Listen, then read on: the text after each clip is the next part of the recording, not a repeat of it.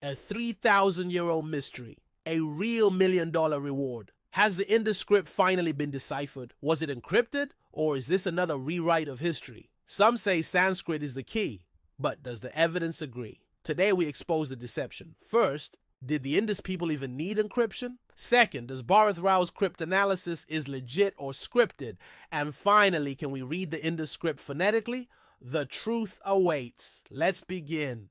In the grand chronicles of human civilization, history is often written, not by those who lived it, but by those who seek to control its narrative. And when it comes to the Indus Valley civilization, something doesn't add up. An ancient, thriving civilization, masters of trade, art, and urban planning, a society that stretched across a vast land larger than Mesopotamia and Egypt. Yet with no kings, no armies, no war. A civilization that lived in egalitarian harmony, a stark contrast to the caste-based hierarchies that emerged much later in India. And yet a peculiar case has surfaced. The Indus script is encrypted, and Sanskrit is the key to unlocking it. But why would a civilization that thrived on open commerce with no known enemy require encryption? What were they hiding? And from whom? Their own traders? Their own artisans? This was never about encryption. It was about erasure. It was a grand deception to hijack the past, to overwrite the history of a civilization that threatens a carefully crafted narrative. Because if the Indus Valley civilization wasn't Sanskrit, then the Aryan migration theory is true. And if the Aryan migration theory is true, it dismantles the very foundation of caste supremacy. And this deception is not accidental. It is an orchestrated effort led by scholars like Bharath Rao and organizations like Yajna Devam, driven by Brahminical ideological motivations rather than historical truth, placing them at the forefront of the Sanskritization agenda. But their theories are built on flawed assumptions, selective evidence, and an unwillingness to acknowledge the truth. Dear friends, the case before us is most peculiar.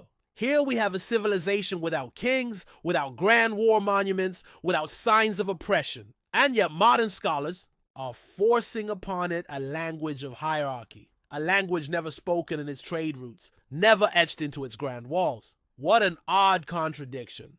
The evidence points to an undeniable truth. The Indus Valley civilization predates Sanskrit by a millennium, and yet we see an attempt to impose Sanskrit onto it, as if history itself must be rewritten to fit a later caste-based Brahminical society. If Sanskrit was the language of the Indus civilization, why do we not see it anywhere until 3,000 years later? Ashoka, the emperor of nearly all of India, issued edicts in Prakrit, Greek, and Aramaic, but not Sanskrit. How extraordinary! If Sanskrit was dominant, why would Ashoka ignore it? Unless, of course, it was never there to begin with. But the contradictions do not end with Ashoka's edicts. Let us turn to the Odisha's Hathigumpha inscription of King Kharavela, dated to the 2nd century BCE. Kharavela, the powerful ruler of Kalinga, ruled vast territories, yet his royal fui decree was in Prakrit, not Sanskrit. The presence of a few Sanskritized phrases does not change the fundamental language of the record. This is not a Sanskrit inscription. It is a Prakrit inscription with minor Sanskrit influence, a telling sign of gradual Sanskritization, not an ancient Sanskrit past. The first undeniable Sanskrit inscription does not appear until 150 CE in the Junagadh rock inscription of Gujarat. How? Does a language supposedly spoken in the Indus civilization vanish for 3,000 years, only to reappear much later? If Sanskrit were truly the language of the Indus Valley civilization, we should have seen a fully Sanskrit inscriptions long before 200 BCE.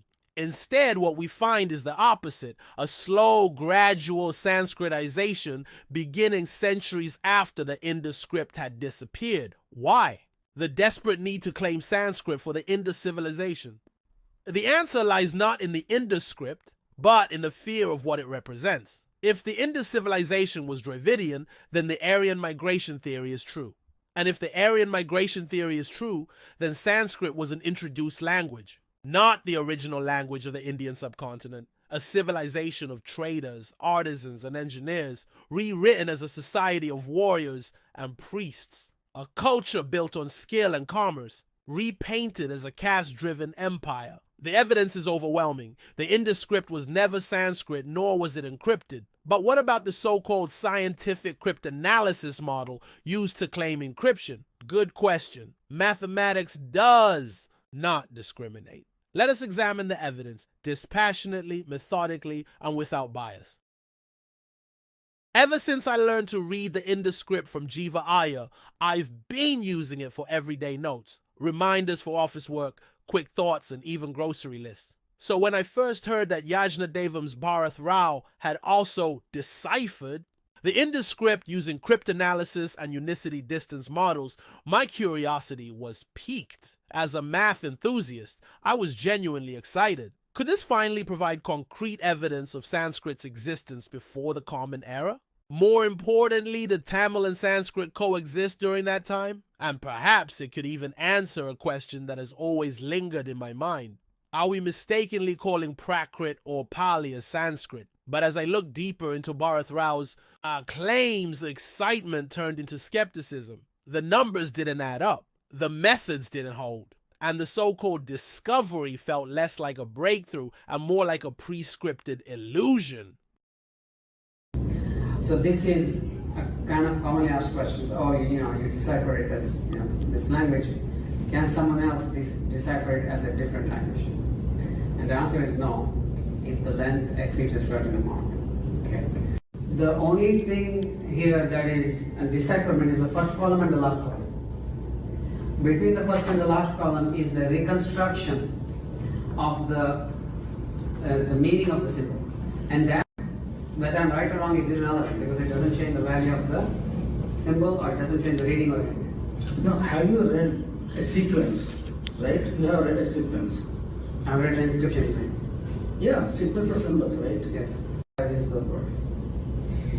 The other question is why are we using Paninian grammar? Panini was, around 600 BC. This is from 2300 BC. Blah, blah, blah, things of that nature. As you can see, his approach wasn't neutral. From the very beginning, his demonstration was designed to fit a Sanskrit narrative rather than objectively explaining the decoding process step by step using actual inscriptions from Indus seals. Mr. Rao selectively interpreted the script to align with Sanskrit while completely avoiding a proper demonstration of his decryption algorithm on real Indus seals. He also ignored alternative possibilities. Why would the Indus people need to encrypt their messages at all? And what if the Indus script was never encrypted in the first place? This is a classic case of confirmation bias, where instead of letting the evidence speak, one bends the evidence to fit a pre-existing belief. And that's a serious problem. Let's analyze the flaws in his claims one by one. Mr. Rao used cryptanalysis and the unicity distance formula to decode the Indus script. Sounds impressive, right? But here's where it falls apart. His work lacks three things: transparency, consistency, and reproducibility. Instead of focusing on evidence, he leans heavily on the Sanskrit army for support while blaming academia for not endorsing his work. That's a red flag. Science doesn't work on emotions. It works on proof. So I would say that if this wasn't for this whole political thing in the universities and in the thing, then it would be accepted immediately. And experts like you, people who are experts in mathematics, information theory, Sanskrit, just endorse it, it would be very fast. The issue is, in general, people are afraid to endorse because 6 months down the line, someone proves it as false, then you have to retract your endorsement. So people are afraid, and it's the same issue with the other disciples. In his talk at IIT Hyderabad, Mr. Rao demonstrates encryption decryption techniques by scrambling Queen Elizabeth I's speech and successfully decrypting it back into English. However, when he attempts the same with a German text, the website, he fails to decrypt it. He attributes this failure to structural differences between English and German, arguing that such linguistic variations impact encryption algorithms. A point I actually agree with. But here's where the irony sets in. Instead of recognizing this as a flaw in his own methodology, he uses it to justify his claim that the Indus script must be Sanskrit, conveniently ignoring that his mathematical model is fundamentally biased and built on confirmation bias. Sees the number of symbols in the ciphertext. So it has to be adjusted. So if you are reusing the symbol for multiple alphabets, you have to increase the count. If you are, if it's essentially it's very simple. If you don't have any equivocation, you don't have any choice, then those symbols don't count. If you have a choice, then that choice has to be factored in. So this roughly comes to around 400 something Unicity distance from you. And this is where his research collapses. His cryptographic model is designed to conclude that the Indus script is Sanskrit, meaning if an original script meant goat, his system could be coded to output as horse. That's not science. That's agenda-driven pseudoscience. Now, let's talk about his favorite tool, the Unicity distance formula. He claims that the formula L equal to C divided by 0.7, where L is minimum ciphertext length for unique decryption. C is entropy information content per symbol, and 0.7 is redundancy factor specific to English. This has three major red flags. First red flag, the entropy C of the Indus script is unknown. Mr. Rao assumes it is like Sanskrit without any justification, which is a clear case of confirmation bias. Second red flag, 0.7 redundancy factor, is language specific and originally derived for English. Mr. Rao claims it is also applicable to Sanskrit, citing a paper, but fails to specify which peer-reviewed paper he is referencing. More importantly, applying the 0.7 factor to the Indus script is fundamentally wrong, because the Indus script is a complex system involving pictographic, ideographic, logographic, hieroglyphic, syllabic, featural, abugida, and alphabetic writing styles. This diversity makes the application of a fixed redundancy factor like 0.7 arbitrary and entirely invalid for deciphering the script. And third red flag, his model ignores the linguistic diversity within Indus seals. For instance, Indus Valley seals 2119, 1626, 2077, which exhibit a mixed writing system. Nowhere in his analysis does he explain how he integrates these variations into his unicity distance model, making his entire approach methodologically unsound. Stay tuned, I will decode these seals later in this video. Take a look at these seals. Their seals directly contradict his model. If the Indus script followed a structured Sanskrit pattern, it should show linguistic uniformity, but it doesn't. His methodology completely ignores this diversity, making his conclusions unreliable and meaningless. If his formula were truly valid, he should have systematically explained how he calculated entropy, C, for Indus symbols, justified why 0.7 applies to an Indus seal, demonstrated reproducible results across multiple seals. But here's what he actually did. He presented an arbitrary unicity distance value of 400 without derivation. He never justified why 0.7 applies to the Indus script. He showed predetermined Sanskrit words instead of a reproducible process. This is not how decipherment works. In Mr. Bharath Rao's so-called decipherment of the Indus script videos, he claims that his work conclusively proves the script to be Sanskrit. But when we look closer, one thing becomes painfully obvious. This isn't decipherment. This is a pre-programmed Sanskrit bias masquerading as linguistic research. Pre-programming is not discovery. If his software is coded to assign Sanskrit-friendly phonetic values to Indus symbols from the outset, then his so-called findings are not discoveries. They are predetermined outputs. A true decipherment method should allow for multiple linguistic possibilities, not force a specific outcome. But Mr. Rao?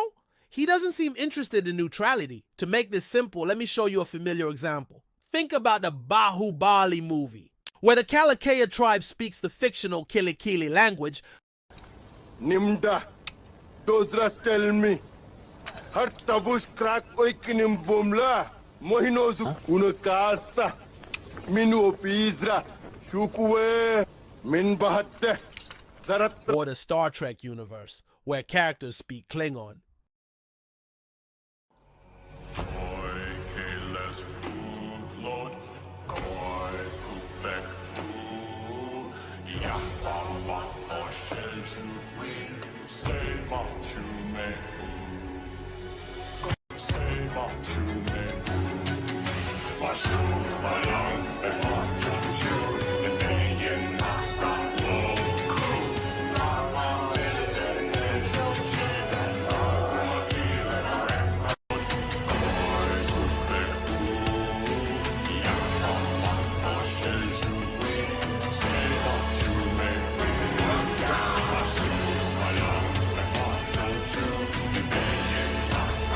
If Rao software were pre-programmed to interpret the Indus script using Kilikili or Klingon phonetics, then the output would conveniently prove that the Indus Valley civilization spoke Kilikili or Klingon. This demonstrates the core flaw in his approach. His model isn't deciphering the script, it's just spitting out pre-coded results that align with his Sanskrit bias.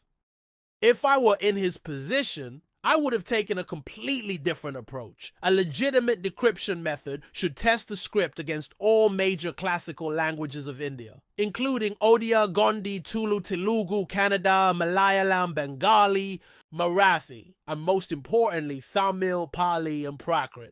Prakrit is widely believed to be older than Sanskrit, and its very name means natural born. In contrast, Sanskrit is considered a well-cooked language, and anything that is cooked must have had an original reference point. That reference, in this case, is Prakrit. If Prakrit indeed predates Sanskrit, then a true researcher should include Prakrit in their study rather than relying solely on Sanskrit, as Mr. Rao has done. The Indus Valley seals represent the earliest forms of writing, where people explored pictographic, ideographic, logographic, syllabic, abugida, and alphabetic writing systems. A well-cooked language does not require pictographic, ideographic, or logographic scripts. These systems are typically found in languages that are still evolving into structured scripts. Mr. Rao may argue that these writing styles were simply an efficient use of space on small tablets. But let's think about it. Would a fully developed language with over 50 letters need pictographs or ideograms to convey meaning? In reality, these systems occupy more space than letters, making them impractical for a well-structured linguistic system. Yet, Mr. Rao deliberately excludes these languages from his analysis, ensuring that his so-called decipherment is nothing more than a confirmation of his own bias. Now, in India, there's supposed to be two language families: the Sanskrit-derived Indo-Aryan languages and the so-called Dravidian languages. Yes. Did you discover any, or did you find any loan words from the Dravidian, so-called Dravidian languages in the corpus of the inscriptions? Yes. When asked about Dravidian influence in the Indus script, Mr. Bharath Rao outright dismissed the idea, claiming he hadn't found a single Dravidian word in the 40% of seals he deciphered. But here's the real issue. His method is already biased towards Sanskrit. Naturally, it filters out Dravidian words by default. That's like setting up a search filter for blue shirts and then claiming that red shirts don't exist. A flawed approach from the start. But let's put this claim to the test. What about the Pashupati seal, Mr. Rao? Or seal number 2068 listed in Iravtha Mahadevan's The Indus Script, published by the Archaeological Survey of India. Stay tuned, folks. I'm about to reveal a mind-blowing decipherment, one that doesn't require any software, yet can be tested, verified, and authenticated using any unbiased linguistic software or AI tool of your choice. I have not seen any discussion of in South India where they thought they were different. Pandyas said they were Aryas. Cholas said they were Aryas. Who else? Cheras thought they were Aryas. Let's set the record straight. His historical knowledge is just as flawed as his methodology. Mr. Rao claims no South Indian kings identified as distinct from Aryans. Fact: classical Tamil literature proves otherwise. The Pandyan king Arya Padai Kadanda Nedunchelayan literally means the king who defeated the Aryan forces. Mr. Rao claims that the North-South divide was an invention of Christian missionaries. But the fact is, this divide is well documented in Tamil classical literature long before colonial influence. By Mr. Rao's logic, the Pancha Gauda and Pancha Dravida Brahmin divisions, which has existed in India for centuries, must have also been fabricated by Christian missionaries and never actually existed. Or take this ongoing clashes between Vadakalai and Thenkalai Brahmins in the Tamil Nadu temple. Should we now believe that Christian missionaries orchestrated this too? What about Sekhilar's 1,000-year-old Periya Puranam, which records the persecution of 8,000 Asivagam, also known as Samana people, by Kaluwetram, which is impalement at the order of Nana Sambanda? Was that also the work of Christian missionaries? Historical realities cannot be erased to fit a convenient narrative. Madurai is named after Mathura. Is it so? Yes. This is one of his most laughable claims. He says Madurai was named after Mathura, and that all Dravidian languages originate from Sanskrit. Rao's claim is bold, but not a truthful one. Because if he had truly studied the landscape, literature, and legacy of Tamil civilization, he might have realized it's quite possibly the other way around. In his book, Journey of a Civilization, Indus to Vaigai, IAS officer turned historian R.Balakrishnan presents a groundbreaking discovery. Place names across Pakistan and Afghanistan, the very cradle of the Indus Valley, carry deep Tamil linguistic roots. Words like Pandi, Sherry, Kalor, still found in modern Tamil Nadu, appear in regions where the Indus civilization once thrived. Even more compelling, he identifies names connected to Tamil deities. Yes, even Murugan. Places like Murugan, Morganwala, Sendal, Palani, Kundru, Wayland, and Kumaran Valley appear across Pakistan and Afghanistan. These are not just random coincidences. They are cultural footprints. Mr. Balakrishnan explains this beautifully. When people migrate, they often carry their gods and city names with them. That's why we see Paris, London, and Berlin echoed across the United States. New York, New Berlin, New Paris. The same logic applies here. The presence of these Tamil names in the north isn't a mystery. It's memory carried through migration. And it doesn't stop there. The Sangam era political landscape, names like Madurai, Kokai, Vanji, Pumbuhar, and Vaigai also appear in these regions, alongside chieftain names like Kodan, Kili, Satan, Adhan, Anduvam, Pari, and Nali. Even royal titles, Pandi, Sharan, Kotau, Shelian, Maran, Solan, suggest a widespread Tamil-speaking influence far beyond modern day. Tamil Nadu.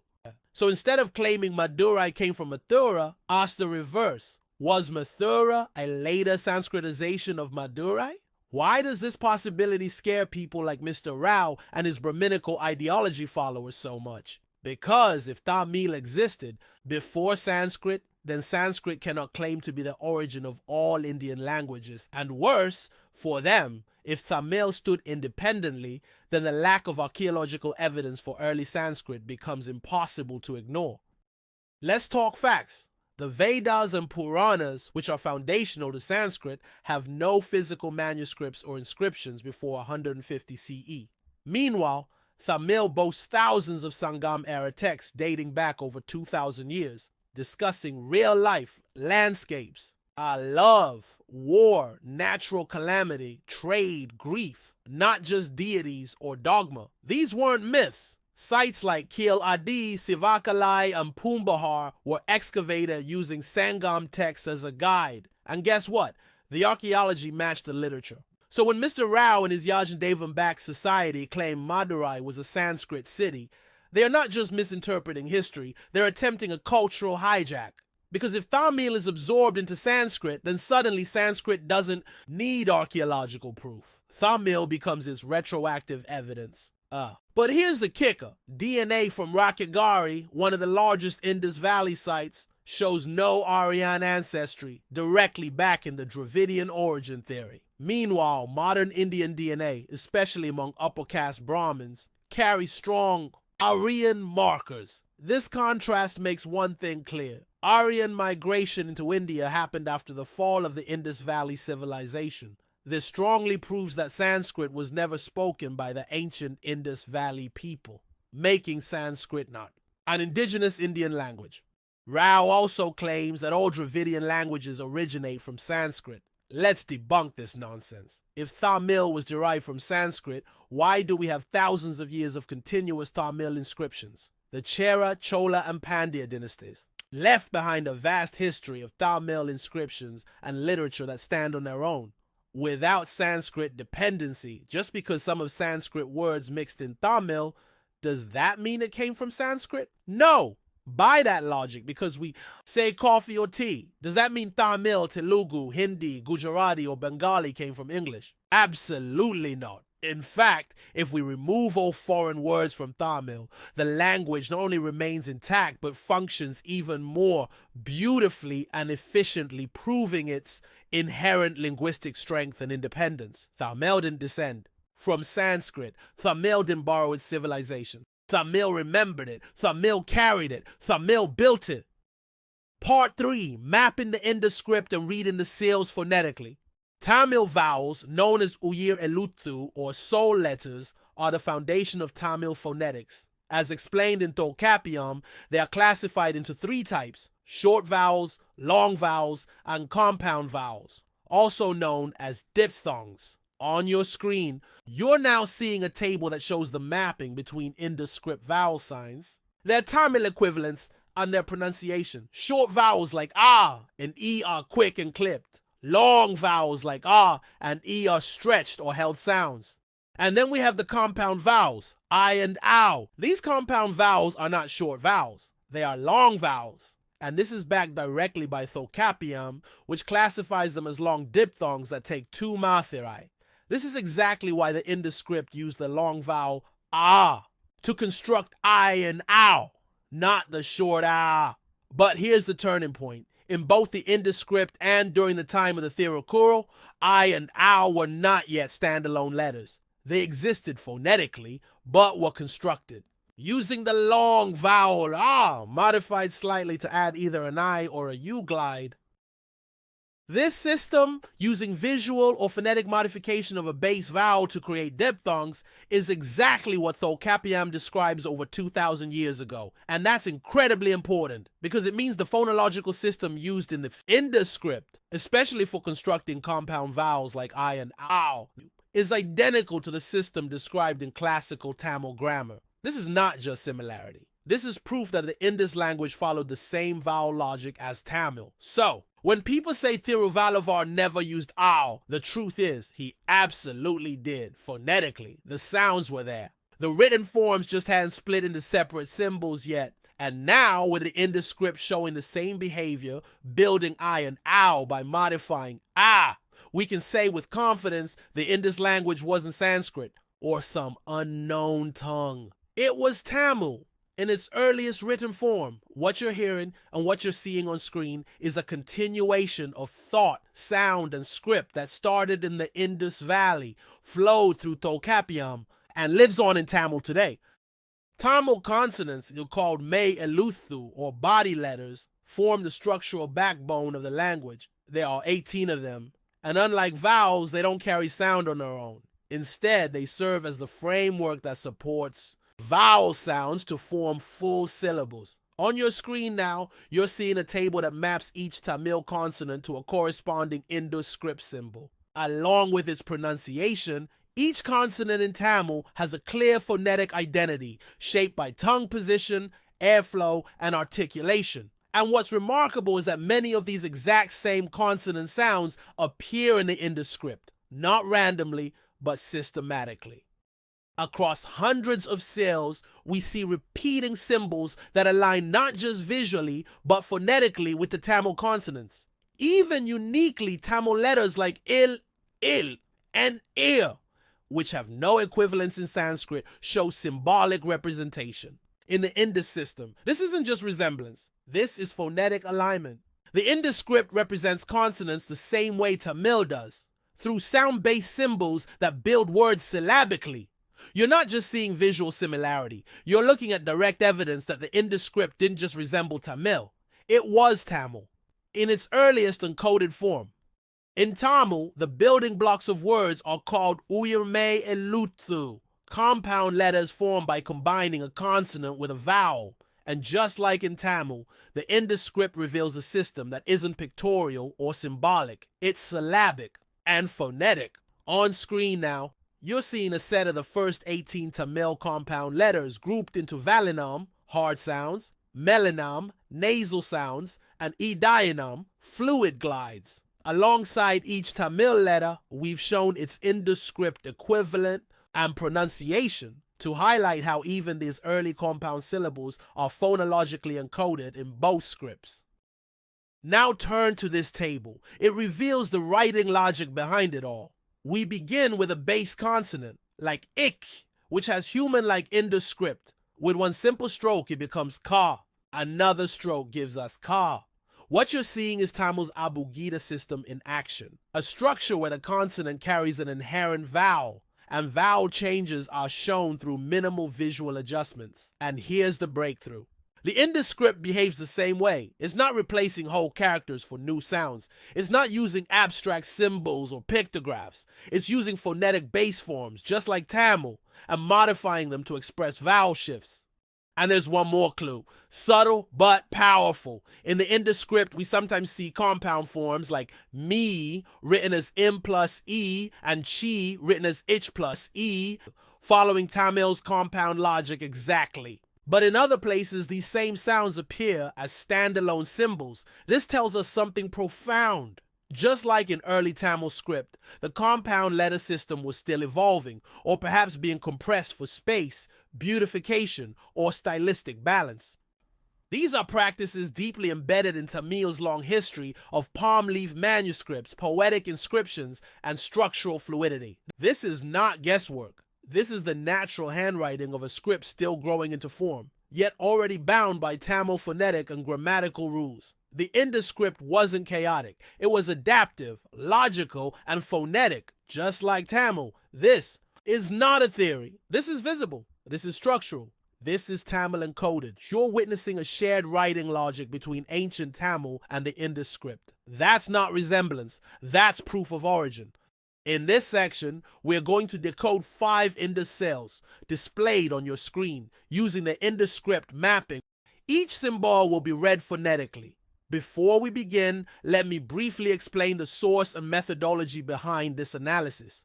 All seal numbers referenced in this series follow the system used by I. Ravatham Mahadevan in his landmark publication, The Indus Script, Text Concordance Tables, released by the Archaeological Survey of India. I've deliberately chosen Mahadevan's concordance over the more illustrated corpus of Indus seals and inscriptions by Asko Papola et al. For a specific reason, to ensure that my readings are based purely on symbolic structure and phonetic logic, without being influenced by surrounding imagery, such as animal motifs or religious iconography that often appear in photographic reproductions. This allows for a clean, text-focused, and unbiased phonetic analysis grounded solely in the Indus symbols themselves and their linguistic alignment with Tamil. With that foundation in place, let's begin decoding the first seal, seal number 2077, as listed in Mahadevan's concordance. This seal includes a mix of logograms, pictograms, standalone letters, and letters joined with pictograms. The original symbol sequence follows a right-to-left pattern as carved on the seal. To read it correctly, we reverse the order, because Indus seals were designed in mirror format for stamping. In the table, we begin by separating the joined forms, breaking apart each letter or pictogram from its combined structure. This makes the seal easier to decode and phonetically more accurate. Now you're seeing a table mapping each symbol to its Tamil letter equivalent, its English pronunciation, and the resulting phonetic word formation. When read aloud, seal 2077 gives us Amuga, Koli, Muweli, Amuga is the name or title of a deity commonly associated with Siva in Tamil tradition. Koli is represented by a bird pictogram, specifically a chicken, and is used phonetically. The city of Kolayur, the ancient capital of the early Cholas, is currently called Urayur. The name Kozhikode still exists in Kerala. It was here, in 1498 CE that Vasco da Gama, the Portuguese explorer, first landed in India, marking the beginning of European contact. Mu Wali combines the Tamil letter Mu, shown as a 3-stroke pictogram, with the logogram image Wali. While Wali means fence, it also refers to a unit of land measurement in Tamil tradition. 1 Wali equals about 6.6 acres. So Mu Wali refers to approximately 19.8 acres of land. This seal likely records a land grant of nearly 20 acres, associated with a Siva temple in the city of Kolayur. In Tamil history, it was common for kings, especially the Cholas, Cheras, and Pandyas, to donate land to temples. Inscriptions from these dynasties show that such lands were used to fund temple, maintenance, religious rituals, and community and cultural activities. And here's the most powerful revelation. In his book, Journey of a Civilization, Indus to Vaigai, retired IAS officer turned historian R.Balakrishnan presents a groundbreaking discovery. That place names across Pakistan and Afghanistan, where the Indus civilization once thrived, still preserve Dravidian, specifically Tamil, linguistic roots. One such name is Pandikoli, still found in the Indus Valley region, echoing the same word Koli found in this seal. So when we see Koliyur in Tamil Nadu, Kozhikode in Kerala, and Pandikoli near the Indus River, the evidence becomes overwhelming. These are not isolated phonetic coincidences. These are living linguistic fossils, showing that the language of the Indus Valley lives on in Tamil. From just this one seal, Amugar Kolimuwali, we uncover a city name, a deity, a land measurement, and evidence of temple-related land donations is fully phonetic and rooted in Tamil language and culture. Let's continue this journey by decoding the ancient script. Seal number 1626, which, although partially broken, still offers a remarkably clear and meaningful phonetic message through its surviving symbols. This seal presents a thoughtful blend of elements: ideograms, logograms, standalone Indus letters, and phonetic signs, all combining to express a Tamil phrase, grounded in both language and philosophy. One key symbol here is a square with double horizontal and vertical intersections. It appears twice, each time serving a different purpose. In one instance, it functions as a logogram, representing idam, meaning place in Tamil. In the other, it works as an ideogram, symbolizing the left side, also called ida or idam. In Tamil, this shows the dual meaning of the word, based entirely on context. We also find the logogram of a peepal tree leaf, known in Tamil as Arasa Ilai. This is significant because in Tamil, Arasa not only refers to the peepal tree, but also means government, while Arasu means king and Arasi means queen. Using phonetic mapping, the symbols read as Ida, Idam, Anar, Arasa, which translates to, on the left side of the sacred space, the king exists in male form.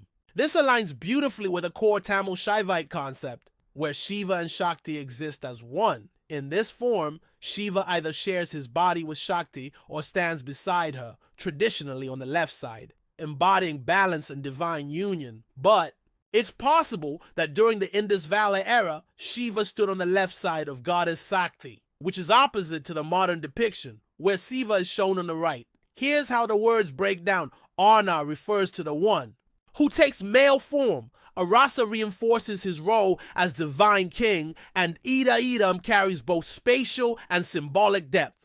Although the seal is broken, the surviving portion delivers a complete and coherent phrase, formed using Tamil grammar, phonetics, and symbolism, with no need for speculative interpretation. Once again, this is not an encrypted script. It is spoken Tamil, recorded phonetically in the Indus script, shaped by cultural meaning and preserved through linguistic continuity. Let's now move to the next seal and continue tracing the voice of Tamil through this ancient script. Seal number 2169, that carries a devotional message expressed phonetically in Tamil through a mix of logograms, letters, and combined letter forms for beautification. One of the key symbols in this seal is a logogram representing Tholuvam, the traditional Tamil word for a cattle shed or place of gathering for livestock. But in this case, it's not used for its literal meaning. Instead, it is used phonetically to extract the syllable tholu, which means to worship, a classic example of phonetic rebus usage, where the sound, not the meaning, drives interpretation. We start by separating visually joined symbols, breaking them into individual phonetic components that align with Tamil structure. One of the symbols corresponds to the retroflex Tamil letter ta, but based on its phonetic role, it reads more accurately as tha, a natural shift found in spoken and poetic Tamil. On screen, you'll see a table mapping, each symbol to its Tamil letter, its English pronunciation, and the complete phonetic phrase, Indicil 20. 169 reads, Amayathanan Tholu, meaning worship the one who sits with Amma, a phonetic structure that is purely Tamil. This is not encryption. This is Tamil, inscribed phonetically, rooted in culture, and spoken through symbol. Let's continue with the next seal in our journey through the ancient Tamil script of the Indus. Seal number 2068 delivers a direct and compelling counter to the claim that the Indus script is encrypted or that Sanskrit is the key to decoding it. This seal features two retroflex letters, it and ta. In Tamil phonetics, they are correctly read as ith and tha. At the center of the sequence is a fish symbol, representing the phoneme il, a well-established sound in Tamil script logic. Interestingly, ith and tha appear reversed around the fish. This likely wasn't a mistake, but a deliberate design choice, optimizing the spacing near the ah symbol, which resembles a jar. Visual balance mattered, even in ancient script work. When reordered and read phonetically, the sequence is crystal clear. It ends with two key symbols, ah, which in Tamil means cow, and ik, used here as a plural marker, meaning cows. While modern Tamil no longer uses ik as a plural suffix, this form survives in Brahui, a Dravidian language still spoken today in Pakistan, right where the Indus Valley once thrived. When read phonetically, the seal says Thamilathal Ak, meaning cows belonging to the Tamil people. This is not encryption. This is Tamil, spoken, structured, and symbolized in the Indus script. Let's move on to the final seal and uncover the last voice in this series of ancient truths. We now decode the most iconic seal in Indus history, seal number 2420, famously known as the Pashupati seal. Until now, we've used Iravatham Mahadevan's concordance to reference seal sequences, deliberately avoiding image to prevent visual bias. But for this seal, we make an exception because this one needs to be seen. We still refer to it by Mahadevan's seal number 2420, but for the first time, we're showing the actual image, the one documented by Asko Parpola and others. Why? Because the visual itself confirms the decoding. The Pashupati seal is legendary, mysterious, revered. But when we take a closer look at the script itself, something feels off. The characters appear jumbled, not in a typical left to right or right to left order. Not aligned, just scattered, as if someone made a mistake. Now, Indus seals were used for trade, communication, and identity. So this randomness raises a question. Was it simply a typo? A discarded attempt by a writing student still learning the ropes? After all, other Indus seals mention students and teachers, and early mistakes are part of any written tradition. Or what if this wasn't a sacred inscription, but an ancient fake ID? Maybe someone was trying to pass through a gate, bluff their trade identity, or score a benefit. And the Indus immigration officer said, "Nice try, but this script makes no sense. Entry denied." But jokes aside, let's decode the real message. Once reordered phonetically and read, the seal clearly says, Isagar, Av all, the great knowledgeable one who rules and provides us. And now take a look at the imagery. A calm, centered, meditative figure surrounded by humans and animals. This is not a punisher. This is a universal protector, a giver, a sustainer. And in Tamil, that figure is known not as Rudra, but as Isagar, the one who provides. In Tamil, Idhal means to give.